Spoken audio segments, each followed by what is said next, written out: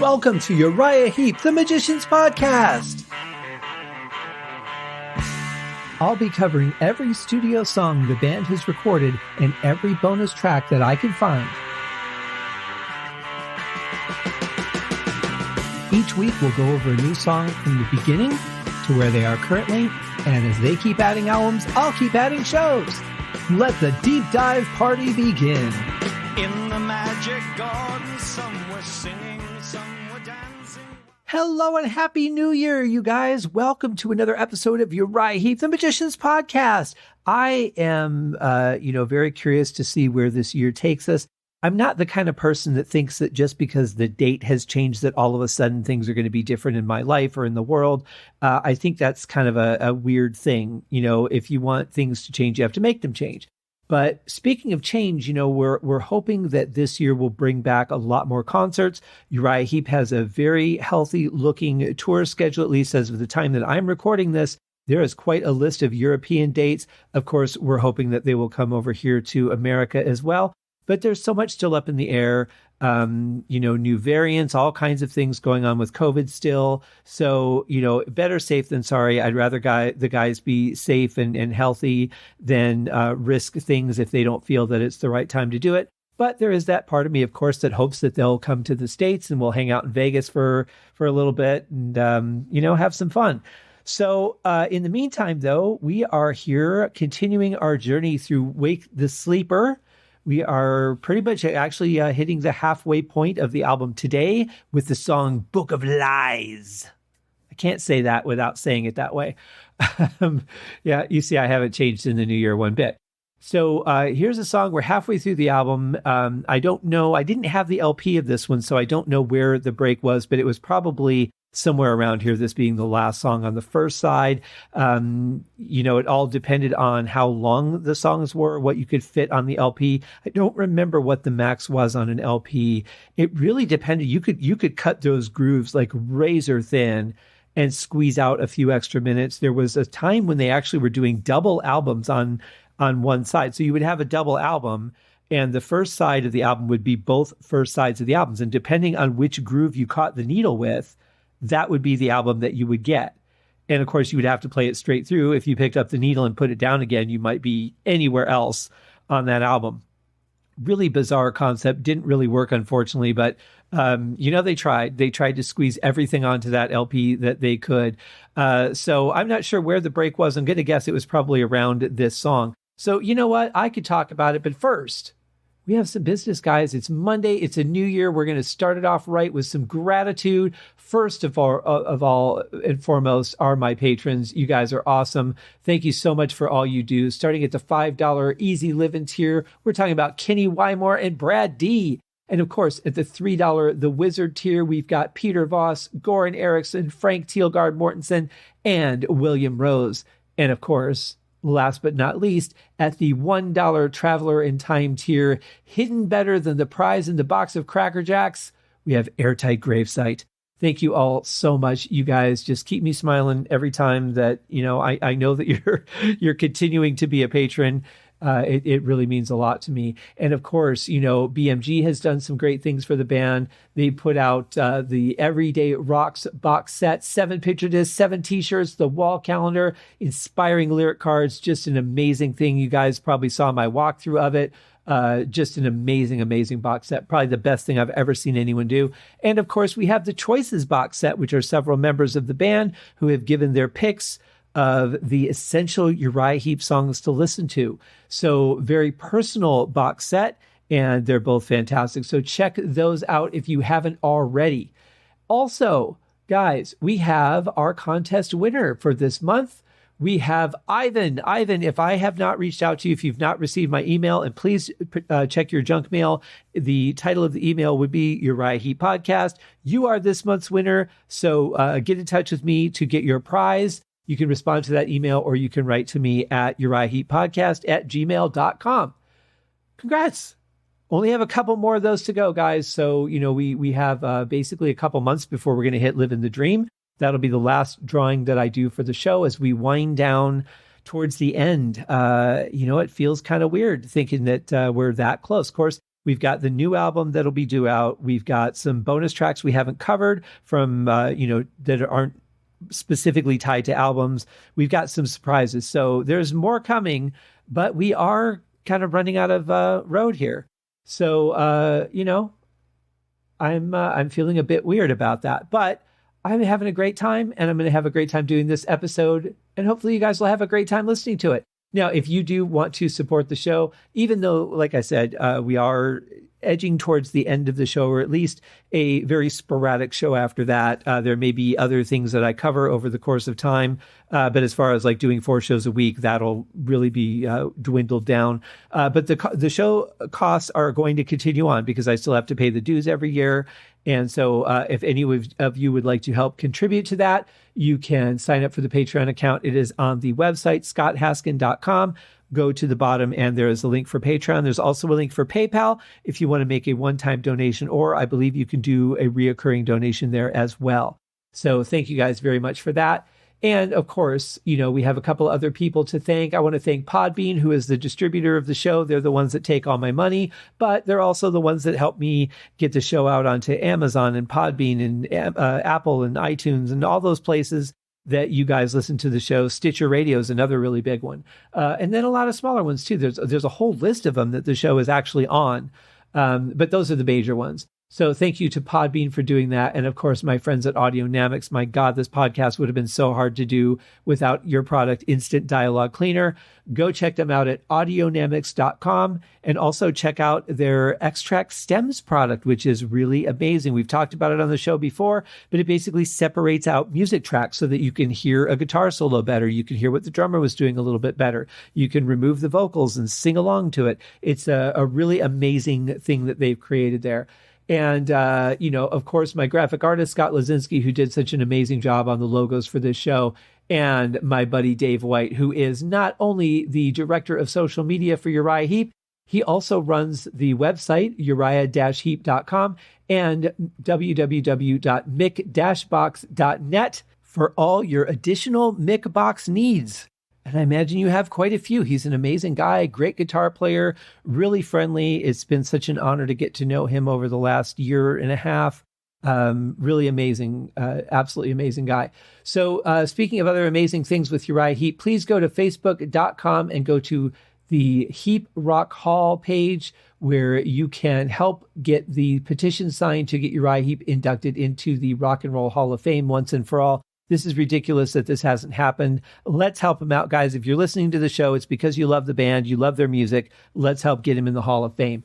Really easy. You can also go to my website and go to the link. It's pretty close to the top. You can just click on it and sign up for the petition. So before we get into the song, our last bit of business here are my brothers at the Deep Dive Podcast Network. It's just an amazing group of people. And over at the Deep Purple Podcast, we've got Nate and John. At Skinnerd Reconsidered, we've got The Simple Man. At T-Bone's Prime Cuts on the other side, we have Terry T-Bone Mathley. At Sabbath Bloody Podcast, we have Rye. At In the Lap of the Pods, we have Paul, Joe, and David. At Hawk Binge, we have Andy and Matt. At Maiden A to Z Pod, we have Eric and Jonathan. At Diary of the Madman, the Ultimate Aussie Podcast, we have Daniel and Josh. At Universally Speaking, the Red Hot Chili Peppers Podcast, we have Ben and Sam. And last but certainly not least, we have the Metal Gods Podcast, brought to you by George and Tom. Excellent guys. Great to be a part of this network. Speaking of other great people, though, we have Brandon at Metallicast, my favorite Metallica podcast. And Brandon's a hell of a guy, too. And we have GottaHear'Em.all.com, where Allegra is lashing out the histories of Deep Purple and Emerson, Lake and Palmer, a lot of their live stuff, some other little tidbits here and there that you should check out. Highly enjoyable. And of course, Ace, the band's manager, has his show Ace on Music that you can get on Stitcher and YouTube. The links are in the show notes for all of this stuff, guys. And they also are on the main website. If you go to scotthaskin.com, click on the Uriah Heep page, go all the way to the bottom. You will see all the links for all of this stuff as well. So you don't have to memorize it. You don't have to try and write it down while you're driving around in the car. Don't do that. It's very dangerous, and we need you. So now that we've gone through all of that stuff, here we are at the song. We've got to talk about it. It is Book of Lies.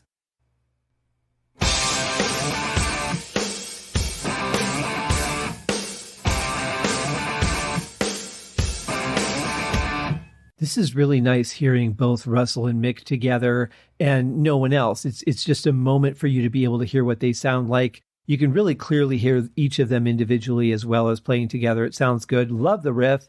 There's a lot of places that you can go with a riff like that. It's very simple, but it's got a good feeling to it. And we'll see where it goes next.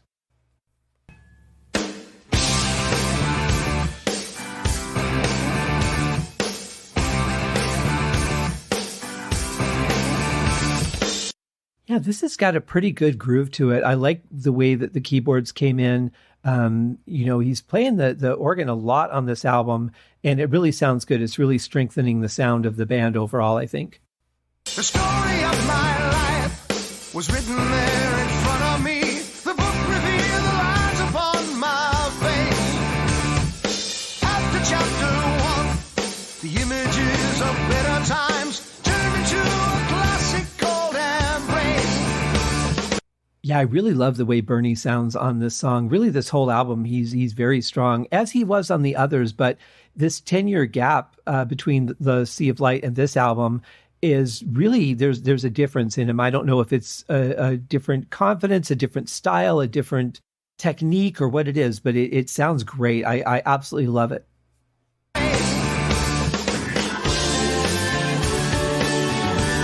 Just throw the book away.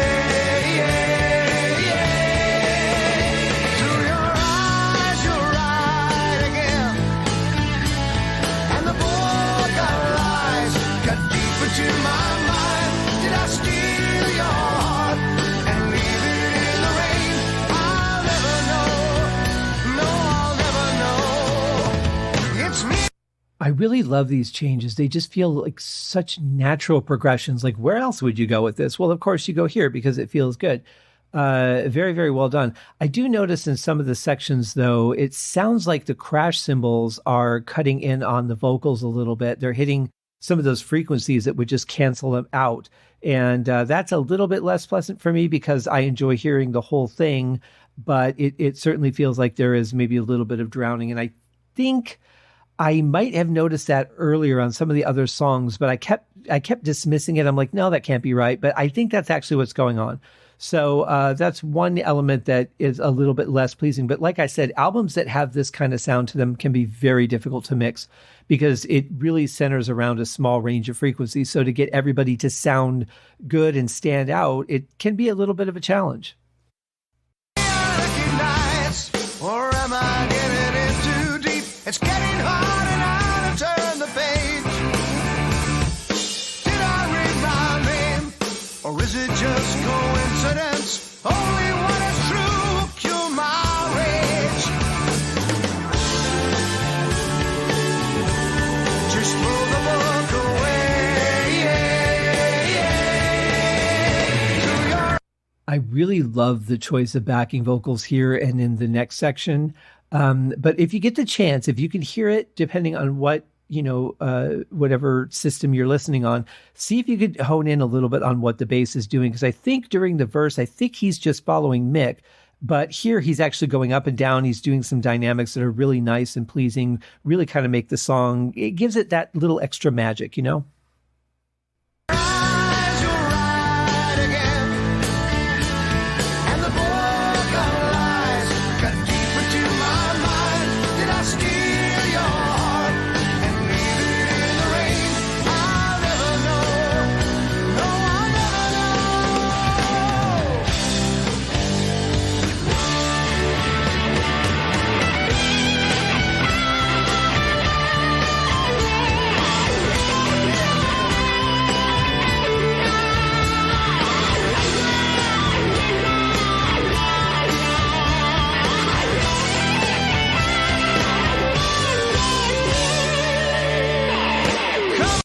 Well, this is another just excellent solo, much like Heaven's Rain, where it stays kind of on the road that you would if this were a ballad, the kind of solo that you would do.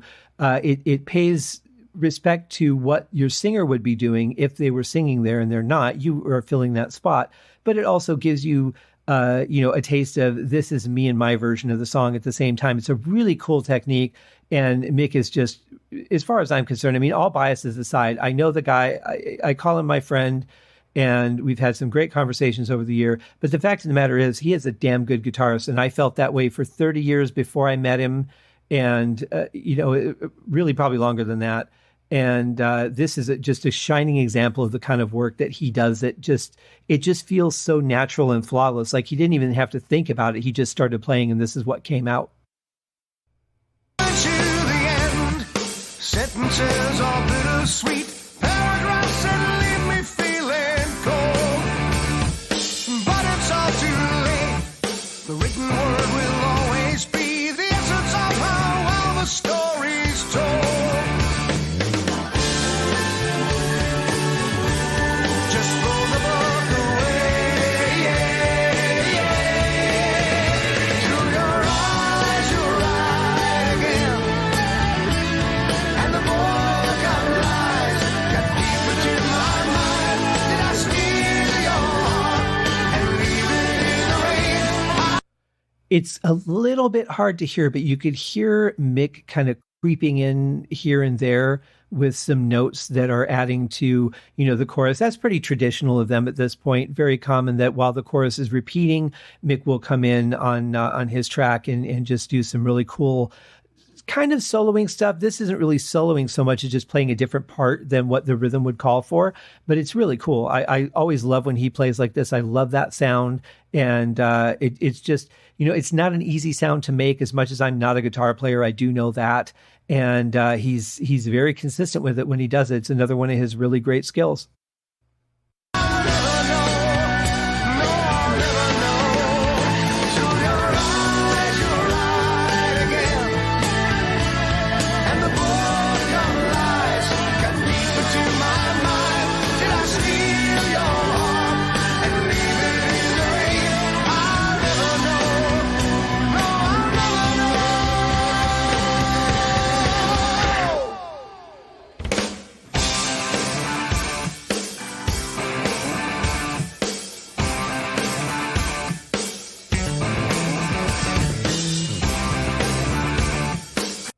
Some nice little bits from Trevor Boulder there. Really like that. Love that lead in, and then just going right back into what he would play during that part of the song. Very nice transition, but it makes it very interesting. And then we're hearing the keyboard come in, do that part. And it's just nice to drop everything down and then build back up again real quick. I like that.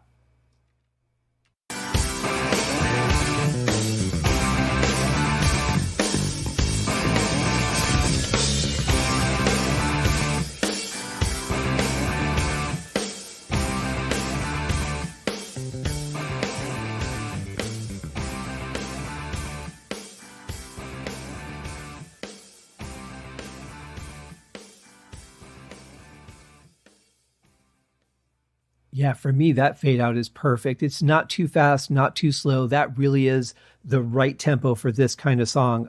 Really good job to the engineer on that one. But it's nice, and it's interesting too when songs fade out and different instruments become more apparent at those volume levels. Certain frequencies, they start to change the way that they cut through, and it's always interesting on a fade to hear like what sustains longer in the fade out and what doesn't. But yeah, that was really cool. Love the little fills that we've gotten from Russell on this one. Really creative, not over the top, just very tasteful for the song. But there's been some kind of playful ones in there too, which are really nice. And yeah, another great song. I think this song is a great way to kick off our year with a Book of Lies. Don't lie in real life. But yeah, great song. Really enjoyed it. I hope that you guys did too.